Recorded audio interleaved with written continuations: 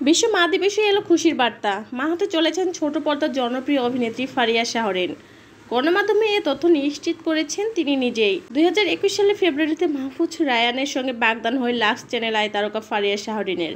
এর 2 বছর পর 2023 সালে পারিবারিকভাবে তাদের বিয়ের আনুষ্ঠানিকতা হয়। ফারিয়া শাহরিন বললেন, মা হওয়ার অনুভূতি ভাষায় প্রকাশ করে বোঝানো যাবে না। স্বপ্ন সত্যি হলো, আল্লাহ উপহার এটা। তিনি নিজ হাতে এটা উপহার পাঠাচ্ছেন, সবার কাছে দোয়া চায়। অভিনেত্রী জানান, তিনি ঠিক করেছিলেন মা হতে যাওয়ার খবরটি নিজেদের মধ্যেই রাখবেন, কেননা তার মতে তার অনেক কিছুতেই মানুষের বদনজর লাগে, এতই অসুস্থ হয়ে যান। ফারিয়া শাহরিন বলেন, ফেসবুকে কোনো পোস্ট দেওয়ার পর মানুষের বদনজরকে ভয় পাই, কিন্তু মা হওয়ার মতো খুশির খবর শেয়ার না করে পারলাম না, যে কারণে নায়িকাদের সংসার টেকে না। তিনি আরও বলেন, ক্যারিয়ারের সঙ্গে ব্যক্তিগত জীবন এগিয়ে নিতে হবে। ক্যারিয়ারের জন্য সন্তান না নিয়ে ক্যারিয়ারের পিছনে ছুটলে শেষ বয়সে হতাশাগ্রস্ত হয়ে যেতে হবে। আমি তেমন জীবন চাই না।